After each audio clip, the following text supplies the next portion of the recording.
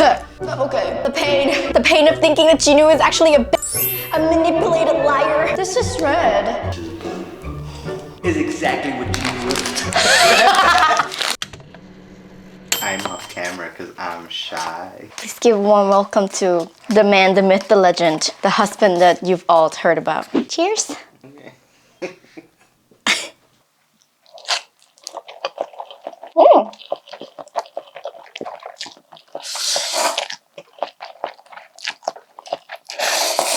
Mm.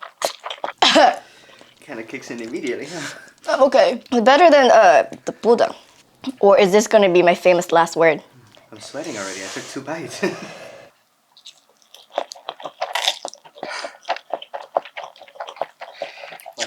Why did I agree to this? Should have waited till like 1,000 subscribers. Too late to back out now, man. Yeah. The pain. But pain is what we're talking about today because Jinu is one toxic son of a bitch and we all forgive them only because he's hot.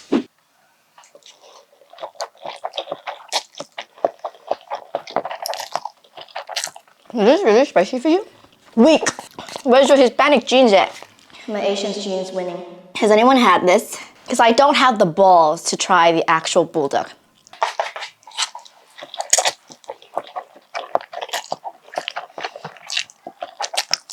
If we get 1 like, she'll eat the actual bulldog one in under a minute. Under a minute? 1 like, guys. 1 like. Dude.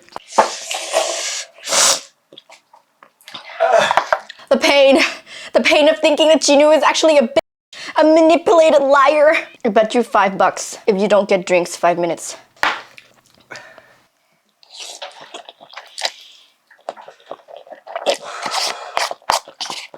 It's so dramatic. It's not even that bad.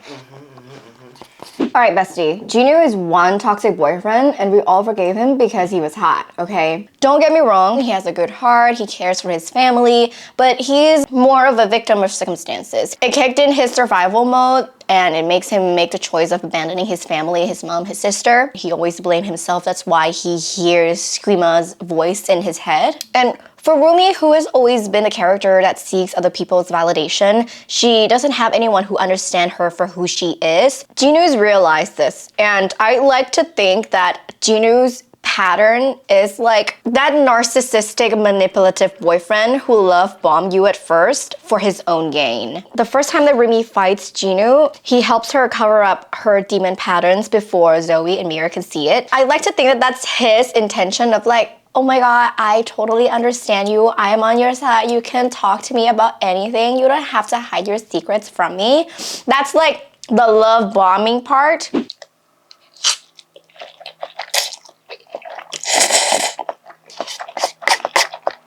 All of the psychological information was made available by my wonderful sister Lily, who studies psychology. Okay, fine, we can have an ice cream break. Which one is cherry? The red one. This is red. This is blue. You have to believe me. Is exactly what Jinu is. To be honest with you, I didn't have this thought until my sister Lily brought it up. She was like, yeah, Jinu is a gaslighter. And I was like, unpopular opinion, but let me hear it.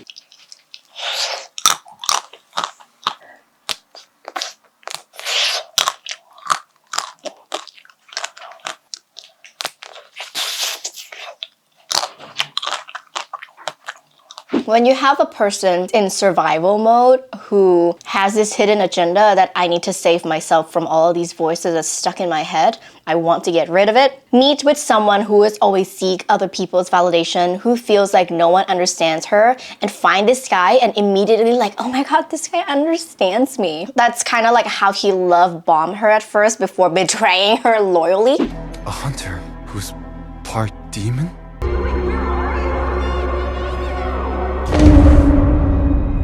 If this is the logic that we're going with, right? That's the moment where Rumi was like, oh my god, this guy understands me. I can trust this person. Like, she just wholeheartedly gone with the wind. Like, there was no, any other red flags that come after that, it does not ding anymore. That's the one green flag that she sees. Like, any red flags that come after that, it doesn't matter. Now, hold on. She did have that scene on the roof where she was still iffy about him. She still had her concerns. That's why she kind of was swinging at the guy. After that entire rooftop, you know, it kind of became a game of cat and mouse. And then just from their third interaction, the idea of, you know, being a couple was kind of thrown at them by that one old lady passing by. That's where the relationship started to become something a little more. That's when I saw like all her walls come down. Jinu's first fight with Rumi and how he helped her cover up her demon patterns was love bombing number 1. Rooftop was love bombing number 2. He continued to play the nice guy, and essentially, you know, he was like, I'm not there for a fight. I'm here to get to know you. I want to get to know you. He saw some girl that has she's hiding something. So he wants to know exactly what she's hiding so he can use it to his advantage. And that's exactly what he does. Let me know your opinion in the comments down below, whether you agree or not.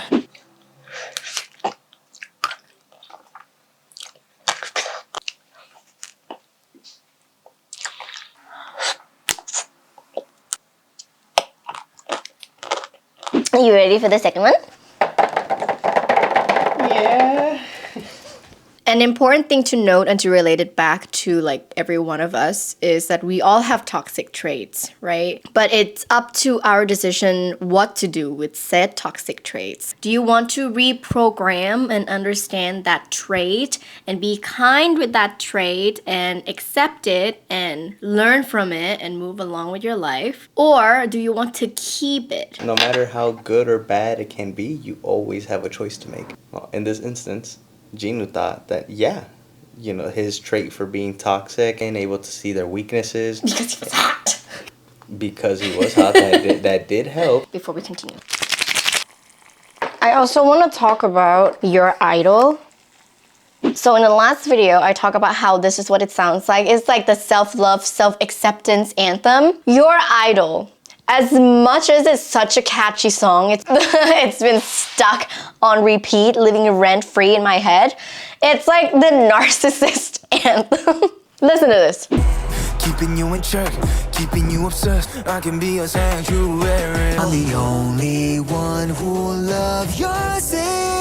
That's how manipulator works. That's how narcissist and gaslighter works, is that they would love bomb you, treat you like a princess, makes you feel like they understand all of your feelings, so that you break all of your walls down and you trust them completely. They make you feel like they're your savior. But then once you depend on them, like there's no going back.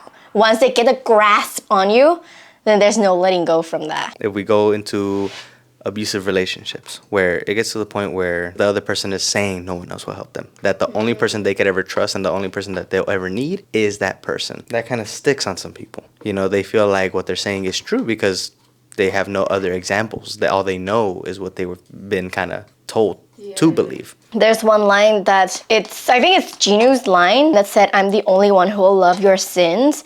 And I think that could relate it to when the abusers or like the manipulator or the narcissist would say that, oh, no one else will take you, or like no one else will love you. All these little chipped away at the other person's confidence just so that they have full control, so that the victim don't dare leave the abuser, because then they're like, maybe they're right. Maybe no one else will love me. This person closest to me keeps telling me that I'm not worthy. And it sucks because if you're someone who grew up in that situation and get familiar with the behaviors of the families or like the loved ones around you, it becomes a comfortability. It becomes something that you're familiar with, and it's almost automatically what you sought after, even without realizing it. And I think that's why a lot of people in like unfortunate position ended up where they are, just because it's something that's comfortable and familiar for them. The way that they get a full grasp of control over you is how they dissociate you from your friends and your families, from the other people in your circle, so that they can be like the only one that you have to rely on. And I feel like part of the reason why Rumi was so vulnerable to that idea or to that type of narcissistic behavior is because she's been told all of her life, ever since she was a child, that she has to hide, that she can't expose herself to anyone else. Naturally, she's always been alone, and so it's easier for the manipulator, aka Jinu, to separate her and control her. All that her sister has ever told her is that they cannot see you because they will not accept you. So the moment someone did accept her, even if they were on the other side, it was almost like magic. It was just something she craved, she needed. It comes back to, like how some kids that are like born from very strict parents end up being very rebellious because they crave the thing they cannot have.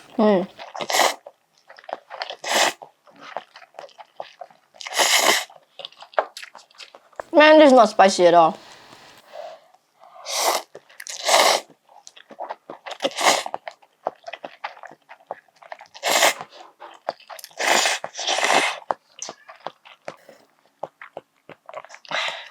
This is false advertisement. Well, it does have some spice to it. It's just not super. That's because you're weak. You can't disrespect me like this. I'm gonna make a red flag video on you, bro.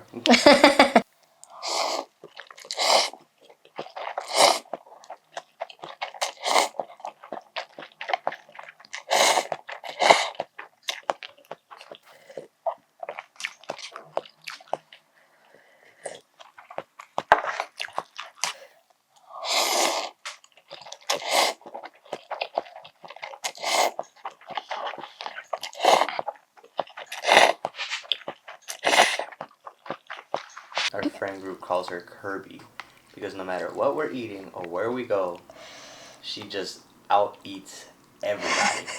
This girl can be on the brink of exploding, but she will just unbutton her pants and just go ham. I have a secret weapon. She is the embodiment of there's always room for dessert.